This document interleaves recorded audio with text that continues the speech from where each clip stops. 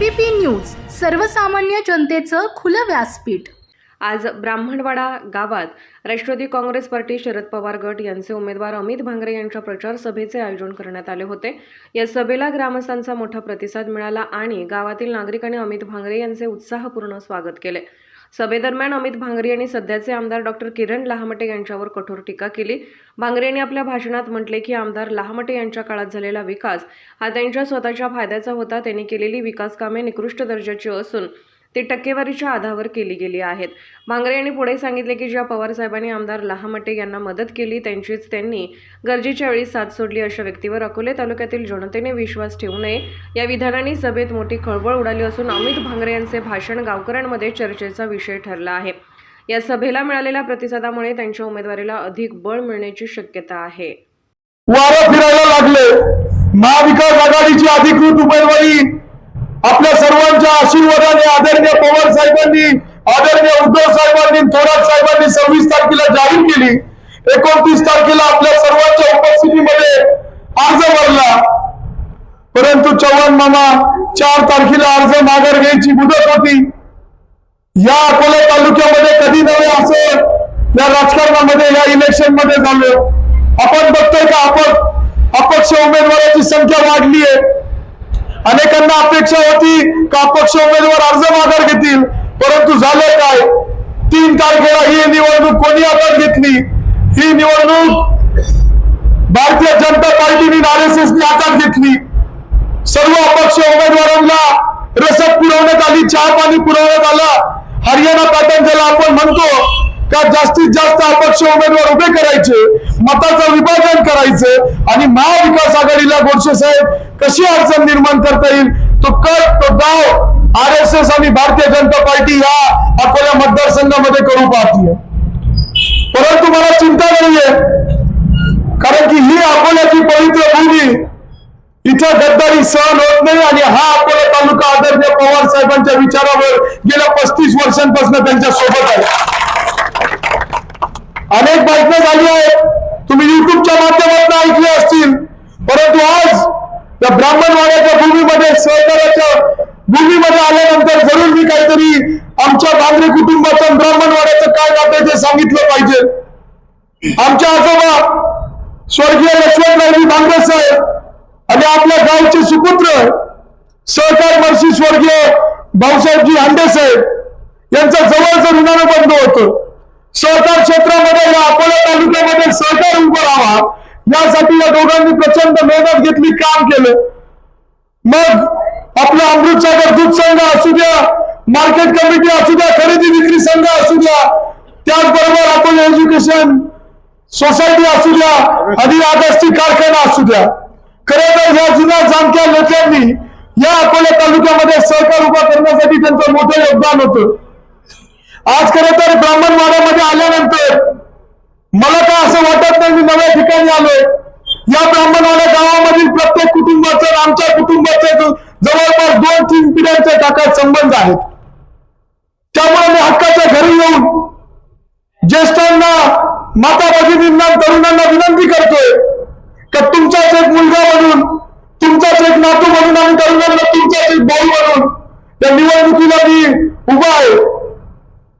खरं तर आज महाराष्ट्राची परिस्थिती बघितली तर मागच्या 2.5 वर्षामध्ये महायुती सरकारने आपल्याला सर्वोच्च पळ करून ठेवले। आज शेतकरी राब-राब शेतामध्ये कष्ट करतात, स्वतःच्या कष्टाचं घाम त्या पिकाला घालतात आणि पीक ज्या वेळेस जे आपण पिकवतो ते मार्केटमध्ये येतं त्यावेळेस जाणीवपूर्वक भारतीय जनता पार्टी RSS आपले भाव कमी करायचं काम करते। कांद्यासाठी आंदोलन करा, हमी भाव मिळावा। सोयाबीनची काय परिस्थिती आपल्याला माहिती आहे आणि या ब्राह्मणवाड्यामध्ये आल्यानंतर जी सर्वात मोठी झळ जर शेतकऱ्यांना भेटली असेल तर ते दूध उत्पादक शेतकऱ्यांना भेटलेली आहे। सगळ्यात मोठा त्रास महाविकास आघाडीच्या काळी 38 रुपये भाव आपण दुधाला देत होतो, आज तो भाव 24, 32, 24, 23 रुपयावर आले। प्रचंड नुकसान आपलं करून ठेवलंय। 2.5 वर्षामध्ये नुसतं शेतकऱ्यांचं कंबरडं मोडलं नाही, परंतु 2.5 वर्षामध्ये या महाराष्ट्र जो गुन्हा गोविंदाने नांदायचा त्या महाराष्ट्रामध्ये जातीय तेढ निर्माण करायचं काम या भारतीय जनता पार्टीने, महायुती सरकारने केले। जाती जातीमध्ये भिंत उभ्या करायचं काम केलं। मला एवढंच सांगायचंय, हिंदू मुसलमान करून, मराठा ओबीसी मध्ये भांडणं लावून, आदिवासी धनगरांमध्ये भांडणं लावून आपण जातीवर बोलू शकतो, भांडणं करू शकतो, धर्मावर भाषण करू शकतो, परंतु एवढंच एक तुम्हाला कळकळी करून सांगतो, जातीवर आणि धर्मावर बोलून कोणाचं पोट भरत नाही. आज ही जाण आपल्या पवार साहेबांना, उद्धव साहेबांना, थोरात साहेबांना आहे. त्यामुळे येणाऱ्या काळामध्ये महाराष्ट्रामध्ये माझा शब्द आजच लिहून घ्या, एक्झिट पोल सांगतोय 180 ते 200 जागा महाविकास आघाडीची लागणार, म्हणजे लागणारी काळाची रेट आहे. बघा, अकोला तालुक्याची जागा देखील महाविकास आघाडीचीच लागणार, याच्याबद्दल चिंता नाहीये. जो उत्स्फूर्त प्रतिसाद या ब्राह्मणवाड्यामध्ये आल्यानंतर बघायला मिळाल्यानंतर आज काय संदेश विरोधकांना जाणार आहे त्याला आपल्याला माहिती आहे.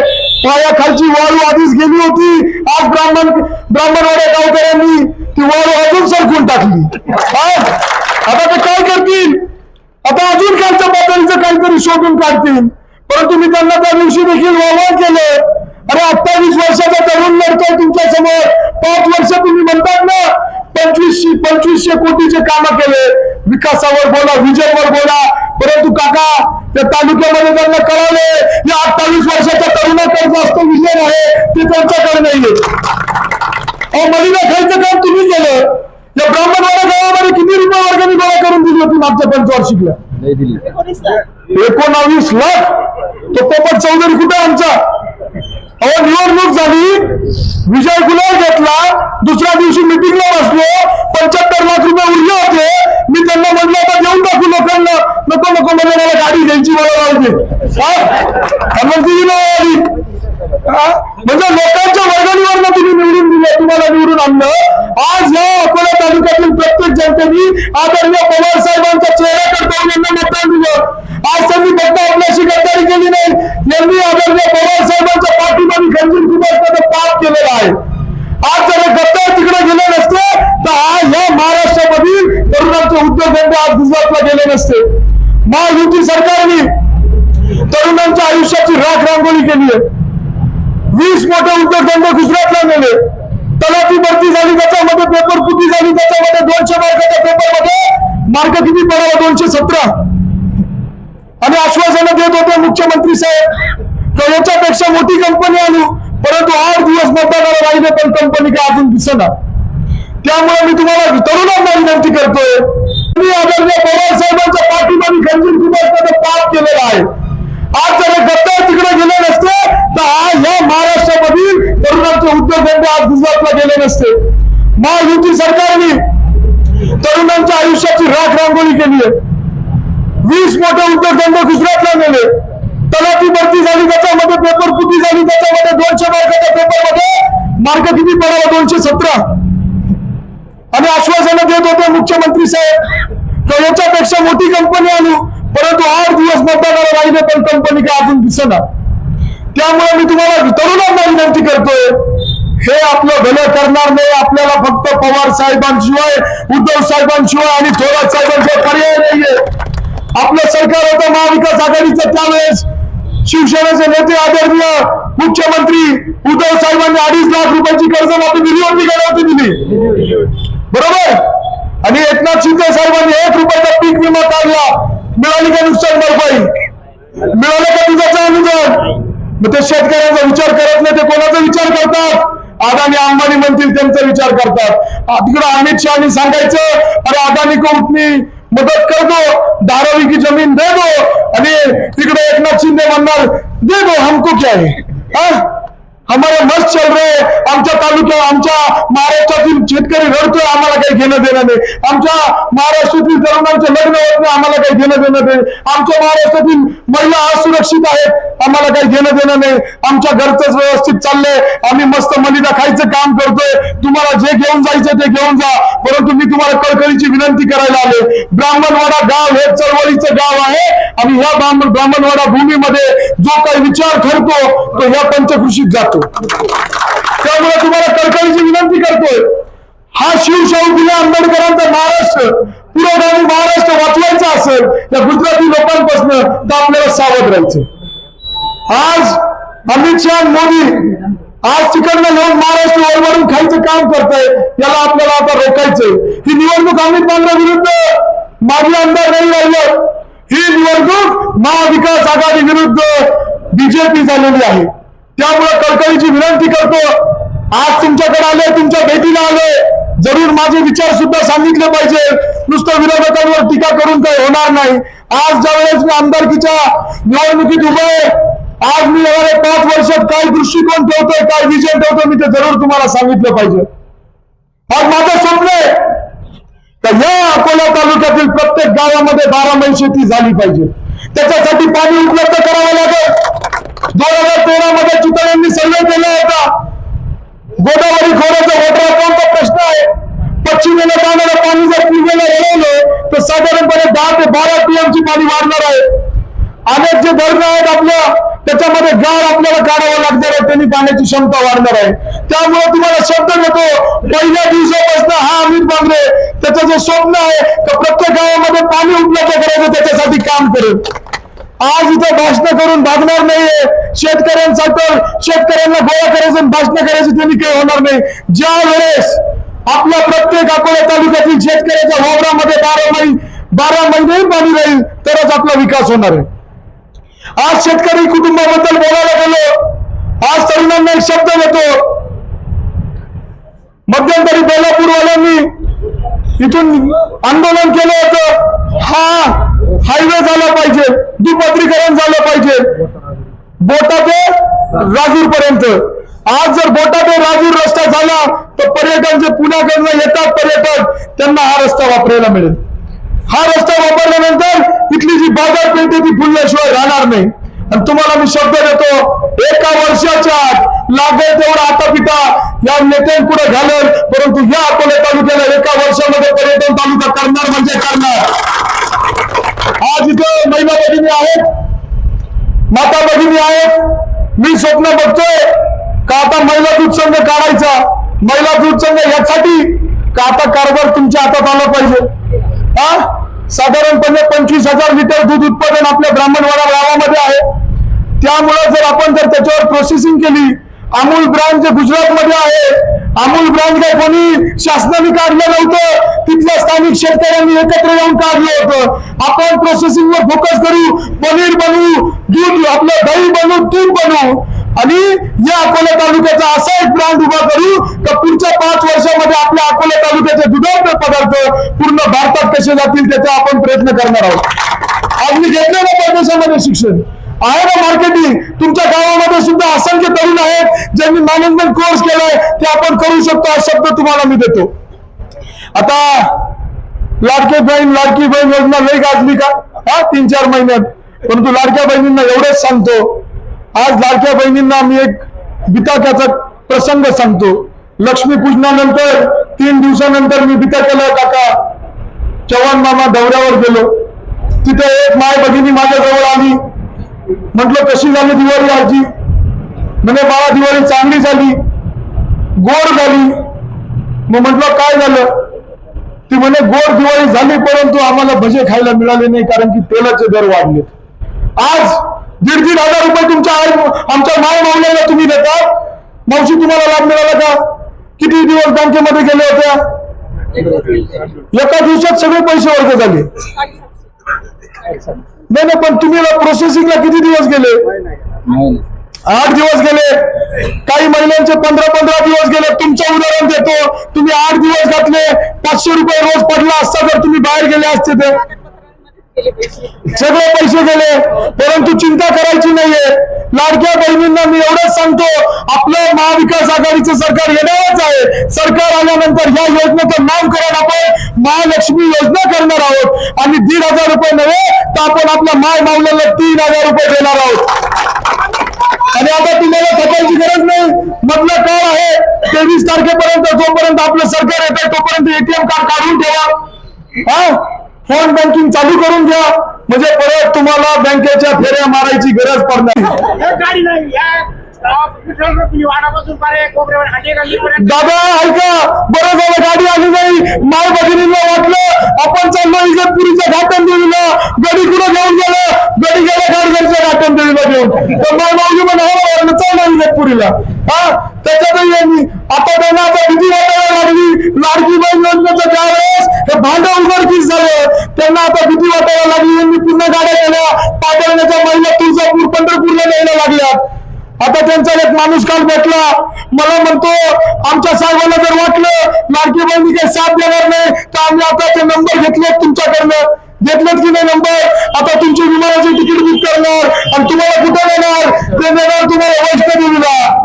परंतु माय मावल्याला एकच विनंती करतो, तुमचे जे कुटुंब प्रमुख आहेत ते जे कष्ट करतात, ते जे झळ खातात, त्याच्याबद्दल एकदा विचार करा. ते ज्यावेळेस एखाद्या खता औषधाच्या दुकानात जाता, युरियाच्या गोळची किंमत बघता किती वाढली आहे त्याच्याबद्दल विचार करा. तुमच्या कुटुंबामध्ये ज्यावेळेस एखादा तरुण त्याचं लग्न होत नाही आणि हाताला काम राहत नाही त्याच्या भविष्याबद्दल विचार करा. त्यामुळे तुम्हाला मी कळकळीची विनंती करतो, आज या अशा फसव्या योजना आणून फक्त नावापुरती कुठेतरी सत्ता आणायची. मध्य प्रदेशमध्ये या भारतीय जनता पार्टीने अशीच योजना आणली होती. सरकार आल्यानंतर एका महिन्यामध्ये बंद पडली योजना. त्यामुळे तुम्हाला विनंती करतो, प्रामाणिकपणे या अकोला तालुक्याचं सेवा करण्यासाठी मी या निवडणुकीमध्ये उभा आहे. इथं बसलेल्या प्रत्येकाने माझ्या वडिलांना कधी ना कधीतरी मतदान दिलंय, माझ्या आजोबांना कधी ना कधीतरी मतदान दिलंय. त्यामुळे मी तुम्हाला साखर घालायला आलोय.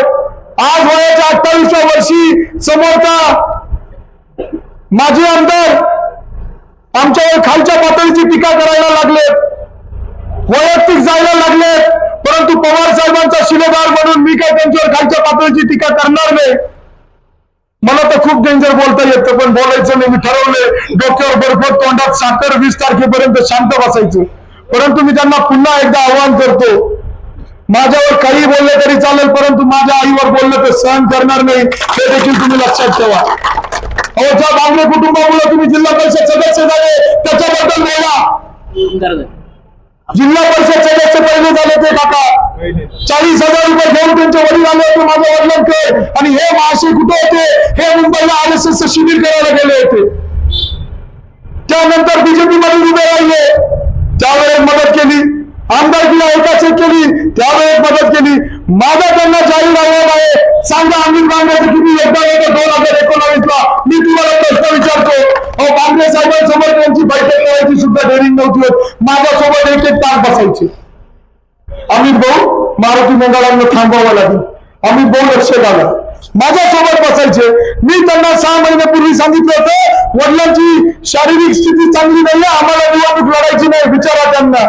अहो, एवढ्या मोकळ्या मनाने आमच्या वडिलांनी त्यांना मदत केली, आमच्या कुटुंबाने मदत केली. आज त्यांना त्या मदतीची जाण राहिली नाही. त्यामुळे तुम्ही मदत केली, वर्गणी दिली, तुमची काय जाण राहणार आहे? त्यामुळं कसं रंग बदलू गिरगिट आहेत, रंग बदलत राहतात. पवार साहेबांना वैतागवलं तर आपण कोण आहे हो? त्यामुळे पवार साहेबांचे शब्द आठवा, ज्यांना कुठं बसायचं कळत नाही त्यांना कुठं बसवायचं आता ते अकोला तालुक्याची जनतेने ठरवलेलं आहे. त्यामुळे काही चिंता करू नका. परंतु एक विनंती करतो, आज तरुण म्हणून त्या निवडणुकीला सामोरे जातोय. मोठे नेते जर आले 50 वर्षाचे पुढचे तर त्यांना राजकारणाचा बराचसा अनुभव राहतो, खोटं बोलता येतं. परंतु आमच्यासारखे तरुण निर्मळ मनाचे स्वच्छ मनाचे आहेत. आम्हाला जे काय मी बोलतोय पोट तिरकीने बोलतोय. या तालुक्यामध्ये मी भ्रष्टाचार करायला आलो नाही, टक्केवारी घ्यायला आलो नाही. इथं चव्हाण मामा उभे. जर तुम्हाला कधी वाटलं का अनिल बांगरेंनी एखाद्या विकास कामामध्ये टक्केवारी घेतली, भ्रष्टाचार केला, चव्हाण मामांना अधिकार देतो, हक्काने काम करायचा, विचारायचा. हे तुमच्या गावामध्ये सांगतो. प्रामाणिकपणे आम्हाला सेवा करायची, कुटुंबाचा वारसा पुढे घेऊन जातो समाजसेवेचा राजकारणाचा. त्यामुळे तुम्हाला विनंती करतो, आपला अनुभव किती आहे? आणि आपल्या खालचे 2 नंबरी आणि त्यांच्या खालचे सगळे त्यांना मतदान म्हणजे कोणाला मतदान? 70,000 कोटी भ्रष्टाचाराला. 2 नंबरींच्या खालचे जेवढे मतदान त्यांना स्वतःला, त्याच्या खालच्या प्रत्येकाला मतदान म्हणजे बीजेपीला मतदान. त्यामुळे यावेळेस चुकायचं नाही. यावेळेस न चुकता या महाराष्ट्राचा स्वाभिमान, या महाराष्ट्राचा अभिमान, जो महाराष्ट्राचा इतिहास आहे दिल्लीच्या तख्ता पुढे झुकला नाही, आज आपल्याला हा महाराष्ट्र गुजरातच्या तख्ता पुढे देखील झुकून द्यायचा नाही. ही गोष्ट सुद्धा तुम्ही लक्षात ठेवा. त्यामुळे येत्या 20 तारखेला माझा अनुक्रमांक 1 आहे. आपलं चिन्ह आहे तुतारी फुंकणारा माणूस. 1 नंबरवर लक्ष ठेवायचं, खाली बघायचं नाही. तुतारी फुंकणाऱ्या माणसाच्या पुढे बटन दाबा. तुमचं प्रेम, तुमचा आशीर्वाद माझ्या पाठीशी द्या. द्या. तुम्हाला शब्द देतो, उठणार नाही, मापणार नाही, घेतलेला वचन टाकणार नाही. रामकृष्ण हरी, रामकृष्ण हरी, हरी. उठणार नाही, मापणार नाही, घेतलेला वचन टाकणार नाही आणि गोरगरीब जनतेच्या पोटात लाथा मारणार नाही, गोरगरीब जनतेला विकास म्हणणार नाही. एवढा शब्द तुम्हाला देतो. प्रामाणिकपणे या अकोले तालुक्याची सेवा करण्यासाठी उभा आहे. तरुणांना जे माझा तरुण आहे, तुम्हाला विनंती करतो, तुमचा एक भाऊ या निवडणुकीत उभा आहे. तुम्ही ही निवडणूक हातात घ्या. तुम्ही स्वतः अमित भांगरे उमेदवार म्हणून लढा. येणाऱ्या काळामध्ये तुम्हाला शब्द देतो, तुमचा कोणताही प्रश्न असू द्या, गावच्या विकासाचा, गावच्या कोणता सभा मंडप, रस्ता किंवा पाण्याचा असू द्या, तो तर करूच, परंतु तुमच्या व्यक्तिगत आयुष्यामध्ये आपण सगळेजण मिळून आर्थिक दृष्ट्याने कसं सक्षम होता येईल त्याच्यासाठी काम करू. हा शब्द देतो. तुम्ही सर्वजण इथं उभे उपस्थित राहिलात आणि खर तर सुभाषजी गायकवाड साहेबांचा मी आभार व्यक्त करतो. धीर दिलाय मला त्यांनी. अनेक त्यांचे जे मित्र पक्ष आहेत त्यांचा देखील आपल्याला आभार हे मिळालं. पाठिंबा खुला नाही पण तो पुढचा आहे. हा तिचा पाठिंबा आहे, छुपा पाठिंबा आहे. काळजी करू नका तुम्ही. 23 तारखेला मताची. महाराष्ट्राचे सर्वमान्य दैनिक समर्थक गावकरी अहमदनगर, पुणे, नाशिक, जळगाव, धुळे, नंदुरबार, सोलापूर, कोल्हापूर, सांगली, सातारा, मुंबई, ठाणे, पालघर, रत्नागिरी, रायगड, सिंधुदुर्ग, नांदेड, उस्मानाबाद, बीड, औरंगाबाद, नागपूर, गडचिरोली, भंडारा, गोंदिया, अकोला, यवतमाळ, बुलढाणा येथून एकाच वेळी प्रसिद्ध होणारे एकमेव दैनिक सर्वसामान्य जनतेचे खुले व्यासपीठ. संपादक आहेत विश्वासराव आरोटे. मोबाईल नंबर आहे 94 23 38 85 08. दुसरा मोबाईल नंबर 94 23 46 72 72. तिसरा मोबाईल नंबर 75 88 15 0001. वेबसाईट आहे sgavkari.com. मेल आय डी आहे akl gavkari@gmail.com.